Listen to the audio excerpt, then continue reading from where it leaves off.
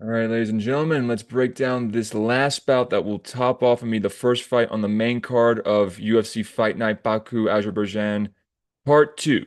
So it will be between Abus Magomedov versus Michael Oeksiejczuk. Cannot wait for this bout, so let's break this down. Looking at the tail of the tape. Abus Magomedov is 28-7-1. That is 36 professional fights to his opponent's 37 with 22 wins and 9 losses. This is going to be one of the most evenly competitive bouts that will take place tomorrow. When you look at the heights, 2 inches, 4 inches in age, or 4 years in age, 4 inches in reach, different stance, orthodox for Magomedov and southpaw for Oeksiejczuk. And we look at the submission attempts more on Magomedov's side, less on Oeksiejczuk, but he is still, not as active as his takedowns as his opponents, but he can still mix it up on the ground just like he can on his feet. Way more of a striker if you look at the numbers, but a lot of that is dealt with the ground and pound, which we'll go through in the highlights of Mikhail Oeksiejczuk. But first, we gotta look at Abus Magomedov just because he was a former UFC main eventer and ranked contender, so he gets the respect. So he trains at American Top Team now. Yes. This man, Abus Magomedov, now trains with one of the best gyms in the world in Coconut Creek, Florida. There he is in the one of the practice rings that he's in, and you can see in the pictures behind him all the great champions from the team. You want on J-Check. There's I can't see these pictures so it's clear, but you can tell. And Amanda Nunes, that's Amanda Nunes. I can tell that's her behind there, even though she's not with American Top Team anymore. Hilarious. But continuing on, there's him training with Mike Brown, the head coach of American Top Team, and multiple world champions he's had under his belt, including himself, former WC featherweight champion. Now, 4 wins and 3 losses. He's at a 7-fight UFC record, and he is almost breaking even with his amount of fights. So that's who he's fought in the UFC so far. And he has so many fights in his career, I needed 2 pages to fill them all in. Let's see. He fought before he came to UFC for Superior FC. Yes, this is a private promotion that exists. He fought guys like Mateus Schmuck, beat him by 53-second TKO. Nicely done. But yeah, he's just continuing on the Superior FC Fight Night cards. Fought Ayers Benyours, beat him by a second round guillotine choke. Fought Dan Hope at Superior FC 18, beat him by first round TKO just like he did to the opponent in Superior 15. Now, this is what his momentum built his career status to not to without any major promotion status behind him. He got to join the season 2018 of the middleweight tournament for the PFL $1 million grand prize. And this is how it started. He would beat Danilo Villafort in his first fight by body kick in the first round. His second opponent, Anderson Goncalves, defeated him by first round TKO. And these would be back-to-back wins in the regular season, so advancing him to the tournament as the #1 seed, Abus Magomedov. And here's how it went. He took on Gasun Amatov, and he would end this fight in a majority draw. But I would suppose if this fight ended in a majority draw and one judge said you won, you get to move on in advance, don't you? And you got to go to the semifinals, take on Sadabusi in the 2018, not 2019, 2021, any of the other ones that he won. Sadabusi would face Abus Magomedov in the semifinals and would lose a very close decision. But then he would take on in the finals of the tournament of the PFL Middleweight Championship, Lewis Taylor. And these were the guys that started the bracket as the #2 and the #1 seed. And here we are, the tail of Tate, a man that's 11 years older, 3 inches shorter, 4 inches reach shorter. Like everything is pointing for Abus Magomedov to win this fight and become $1 million richer. Nope, it went to Lewis Taylor. He got the job done. He got the belt, back-to-back middleweight champions. First round knockout when he hit him with this left punch right on the chin. sent him flying across the canvas. And Dan Miragliotta is like, all right, I got to stop this. So then after his loss, he would get an opportunity to fight for EMC3. I can't make this up. This fight took place with him on the card, and he fought Slavisa Semenovic with a first round Kimura, 47 seconds into it, too. And he would sign with, after that fight, with KSW, a very prominent international fight promotion that is, on the outside of UFC's radar, but they still put on great crowd events that are even uh, comparable to UFC shows. And he would beat his opponent, Cezaruk Kasich, second round guillotine choke, another good submission. And now that momentum, even though he lost the championship fight for the PFL tournament, he gets to make his UFC debut against a 20 UFC veteran, Gerald GM3 Mearshart. Nope, no, he can't because Magomedov withdrew from this bout. UFC said, we'll give you another opponent when you're ready, when you're healthy. Let's make him fight Alishakab Kishriv. Nope, he's unable to perform in this one either. And he was undefeated. Alicia Cobb was a good opponent for his first test. Not today. So now let's do Mahmoud Muradov. How about that one? We do Mahmoud Muradov? No, because not this time, Abus. He's the reason why this bout did not take place. He is cursed. Now let's get to it. His first official bout in the UFC against Dustin Stoltzfus. Minus 245 dog, right? Exactly why he should be. The loss came, unfortunately, to Dustin's side with Abus Magomedov finally getting his fourth bout in the UFC. That finally this one took place, and the result was Abus Magomedov won by front kicking Dustin straight into the face and then folded him in the corner of the cage. The referee just sees him go limp, and that's all she wrote. So then we're going to get this matchup again, aren't we? Let's try the Gerald Mearshart fight one more time. Nope, Magomedov is having visa issues. This fight is cursed. So let's try the Mahmoud Muradov fight again. Nope. Now it is Muradov, or back-to-back times, it is Muradov's reason that Abus Magomedov cannot fight. Unbelievable. So now this is what became crazy. Because Muradov pulled out of the fight, Sean Strickland turned around and needed an opponent after beating Nasruddin Imavov in his last bout, needed to face somebody in the main event of this fight night, July 1st, 2023.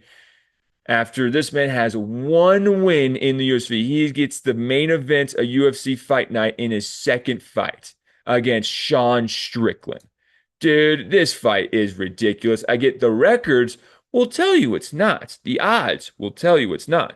The ranking is the only thing that's saving. He is the number 7 ranked middleweight contender at the time, taking on a one fight UFC middleweight contender. And that's exactly what happens. He just couldn't handle the pressure in the second round, was just being not defending himself, not putting his hands up, not fighting back with any masculinity. That was one of the most feminine fights I've ever seen in my life. And I mean like so what's the word I'm looking for? It just had no guts to it. Like, you're in this spot, you're in this main event, and these guys fighting on your undercard are supposed to look at you as the main event. No. That is absolutely how you sat on your ass with your hands covering your face is a disgrace to main event fighters. And that is exactly what Mark Smith saw and what Sean Strickland dealt you and why you lost about. And then Sean Strickland, the MMA gods rewarded him by getting him an opportunity to fight Israel Adesanya for the UFC middleweight championship at UFC 293, where it should have been Dricus du Plessis, but he couldn't turn around after his fight at 290. So he gets the opportunity to face the middleweight champion, and he defeats him, becomes middleweight champion not only one time, but 2 times earlier this year when he beat Hamza Chimaev and is a 2-time UFC middleweight undisputed champion. And yes, he did face Abus Magomedov, and after that loss, he would go on to face Caio Borralho. Again, Caio Borralho, deservedly so, is the favorite because Abus Magomedov only has 2 fights underneath his belt. Caio has had about 4, I believe, to this point. And he beat him. He beat him by unanimous decision. And then after that, This is ridiculous. Like Warlley Alves fighting at 185. I already did a breakdown of his fight with Ikram Alaskarov in my last video, and I'm like, this version of Warlley Alves makes me want to forget this whole last stint trying to compete at 185. But for Abus Magomedov, thankfully, after taking your back-to-back losses to Kyle Bahayo and Sean Strickland, it's exactly what you needed because he was on the decline, and we've already broke this fight down before in my last video with Bruno Ferreira taking on Ikram Alaskarov. Abus Magomedov defeated him by third round arms triangle choke. Back-to-back wins. Good for him. And now let's see what he does against Michel Pereira. Another win for the man that is now on a 3-fight win streak, beating Michel, Bruno, and I already forgot what the one was before. Warlley Alves. Again, that one, I just wish it doesn't exist. Now, let's see how he does against Joe Pyfer on a 3-fight win streak earlier last year at UFC 320 in October. Joe Pyfer, minus 250 favorite, proved us why he's that favorite exactly. Submitted the man who probably has more ground skills than on paper he does, but that Philly Gracie fight team got him prepared, got the rear naked choke, and that is why he is the victor.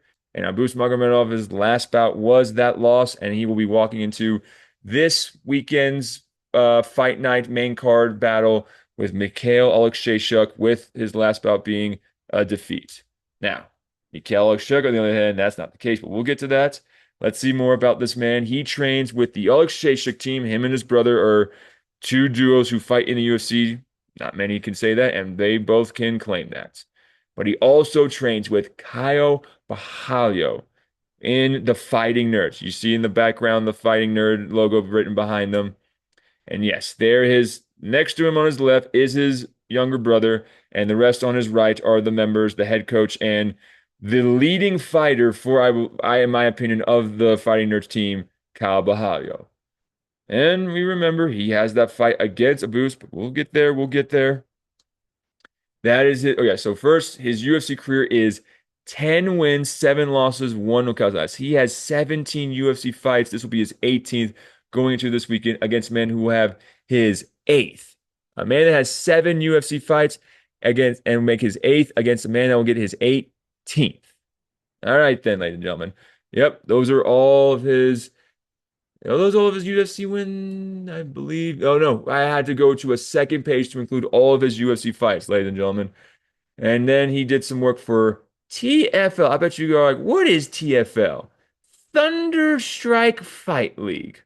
I wish I was making that up. But yep, Mikhail Sugar fought in Thunder Strike Fight League 11 in Slava Republic against Charles Andrade. And thankfully, he defeated him by a first-round knockout punch under 2 minutes. Well done, Oeksiejczuk. It got you the trophy from TFL. Congratulations. Then you got a fight at FEN 17, the Baltic Storm. I wish I would make this up. But no, Ricardo Nasilja would be on the losing end to another first-round knockout victory for Mikhail Oeksiejczuk. Back-to-back, very nice. And that is what got him to compete on UFC 217 in Madison Square Garden, the second Madison Square Garden card in UFC history in 2016, mind you. And he was supposed to fight Ian Cutelaba face to face. There they are. And it never happened because Cutelaba had USA doping violation and would be suspended. So then he would make his UFC debut later on against Khalil Roundtree. I believe this took place in December since I was back in November, the fight with Ian Cutelaba. And this fight, I wish it ended in different ways, but well, let's get to one thing first. He is Khalil Roundtree, the current meta ranking number 6. How? What is these rankings, ladies and gentlemen? How is he ranked below Jamal Hill? I'm just reacting to this right now. I know it's live, but he beat him in Baku, Azerbaijan last year. Again, whatever. But yeah, he is number 6 on the meta and 5 on the media. The media is way on point with this. He is 5. He is not ranked below Jamal Hill. Whatever. Okay. Well, now I'll go back to this victory over Khalil Roundtree, the number 5 ranked light heavyweight in the world. And unfortunately, it wouldn't stand the test of time because Oeksiejczuk back in 2017 would fail his drug test that suspended him for 2 years, turning this victory that would have been his UFC debut into a known contest. So he would 2 years later fight in 2019 against Gian Vellante, a former light heavyweight ranked fighter himself. Got his first UFC win, thankfully, by hitting him with this punch to the body that just folded him. Referee saves it and got Mikhail Oeksiejczuk his first UFC victory after a 2-year suspension. Now let's look at his last 5 fights. Well, before we get to his last 5 fights, I just want to go to his last fight that took place in the light heavyweight division back in UFC 272. It was in 2022. And for Mikhail, it sucks that he was a good light heavyweight, but he was just losing to some of the best fighters in the division, to Dustin Jacoby, who's ranked in the top 15 right now. Dustin Jacoby, good win for him. And now we get to his part of his middleweight career. So after that loss, that would be the end of his light heavyweight journey. He would face Sam Alvey in his middleweight debut, and he got the win. Hit him with this left punch on the chin, smiling. Sam Alvey wasn't smiling anymore because he was staring up at the lights. Then after that, he would face Cody Brundage. Cody Brundage, a little bit step up in competition as of late because Sam was on the decline at that time. And another win for Mikhail Oeksiejczuk, hitting Cody with this ground and pound, nasty elbows. And then the referee, Mark Smith, said, "I've seen enough." And then we get to this fight is so interesting. Yes, ladies and gentlemen, this did take place back in 2023. Kyle Bahayo, the minus 365 favorites. Mikhail plus 300 dog. And yes, these are men that today train with each other. And unfortunately for Mikhail Oeksiejczuk, he would lose to Kyle Bahayo and the Fighting Nerds by second round submission. So after that, and yes, Kyle Bahayo, as we recalled, defeated Abus Magomedov himself as well. So those are a common opponent that they share. So now we go to the fight that would get him back on the winning column against Chidi Njokuani. And yeah, some ground and pound first round TKO, a good win, back on the win column for Mikhail. And we see what goes after that against Michel Pereira. And we know how this fight ends. We broke down Michel's last opponents before his next fight tomorrow. Michel Oeksiejczuk wins this fight by rear naked choke. It's like back-to-back losing to Kyle Bahayo, his back-to-back losses, I should say, to Kyle Bahayo and Michel Pereira, 2 Brazilian rear naked choke finishes. Like, come on. So we get to another common opponent that has fought Michel Pereira in Abus Magomedov, and this was a close decision, but Abus beat him. This is not a common opponent and common result. Nope. Michel beat Mikhail Oeksiejczuk, and Abus Magomedov beat Michel Pereira. So now we get to Kevin Holland fight. Kevin Holland destroyed his arm and just was looking at the referee saying, "Are you going to stop us or am I going to have to wrench it into the shadow realm?" And that's exactly what happened. And Herb Dean said, "I've seen enough." So then we get to the fight between Mikhail Oeksiejczuk and Sharabullet Magomedov. And unfortunately, this was a controversial decision. Oeksiejczuk lost, and now that is 3 back-to-back-to-back losses. And then that's when he looked to the help of a former opponent in Kyle Bahayo, losing to Kyle Bahayo, Michel Pereira, and Sharabullet. It just told him that I needed. Well, no, Kevin Holland, Michel Pereira, and Sharabullet. Those were 3 back-to-back-to-back losses. He went to the man that defeated him last before those 3 losses, Kyle Bahayo and the Fighting Nerd team. And yep, they're then behind him. So it's like we're going to get Carlos Prates, number 2 ranked welterweight in the world. We're going to get the team to train with you and help you with your weight cut to show you that we are a family and we stick together. And his first fight is his 3-fight losing streak against Cedric Dumas, who was on a 3-fight win streak himself, mind you, on the prelim card of UFC 314 pay-per-view. Yes, sir, ladies and gentlemen, Mikhail Oeksiejczuk got the win. This is my favorite part. So this is him TKOing Cedric Dumas in the first round, and then referee Mark Goddard steps in, stops the fight, and there's the emotion from the team. There's Kyle Bahayo. There's every corner. There's his brother behind him. Look at this. Look at the emotion. 2 former opponents that started training with each other, and without any selfishness, any ego. They both encouraged each other and strengthened each other to be where they're at today. This is beautiful mixed martial arts right here. Look at the hug that they shared. It's like after his win, he hugged him and congratulated him on a hard-fought victory. And then he throws the glasses to Mikhail to officially induct him into the Fighting Nerds. And there's the smile on his face. Joe Rogan can't believe it. And there's the after fight selfie by Calvajo holding the picture with Mikhail's brother, head coach, and the new addition of the Fighting Nerds, Oeksiejczuk.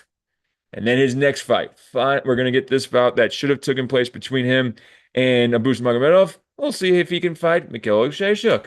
Oh, he can, and he would lose by a overhand left to the right temple of Mearshart that sent him down on the canvas, looking up at Herb Dean saying, please stop this. I should not be fighting anymore. And unfortunately, he had to ground and pound him more because Herb Dean did not think that that was enough stoppage. Is what it is. Yes, again, he defeated Mearshart, and every time Magomedov would try and face him, never happened. Magomedov withdrew. Magomedov visa issues. Again, it's all Magomedov's fault. And then we get to his last bout that Mikhail Oeksiejczuk had earlier this year in the fight night against Marc-Andre Barriault, where he was a minus 550 favorite. He proved it. He's got the headgear. He's got the glasses. He's got the fight team. He's got everything in motion to go for his next bout against Abus Magomedov because he is 3-0 since joining the Fighting Nerds, ladies and gentlemen. And that is what leads to us our featured bout on the main card that will start the night when we go to the main card portion. I'm going with Mikhail Oeksiejczuk because not only because he's on, let's look at this. He's got the Fighting Nerds behind him. He's got the 3-fight win streak since joining the Fighting Nerds behind him. And his opponent just lost to Joe Piper, which I know he's in the top 10, top 5, depending on which rankings you're looking at for meta media for the UFC middleweight division. And I just think he is on the moment. Like, Mikhail Oeksiejczuk has done the work with the right team. I think he's going to get this win because his losses may be in the past and are some of Abus Magomedov's wins. But I think with the team that he has and the momentum swing downwards for Abus in his last fights, I'm going with Mikhail Oeksiejczuk by, I think he can get it done by TKO in the third round, ground and pound punches. No. First round. When this man, Mikhail Oeksiejczuk, wins, it's first round TKOs. I'm going with it. Mikhail Oeksiejczuk.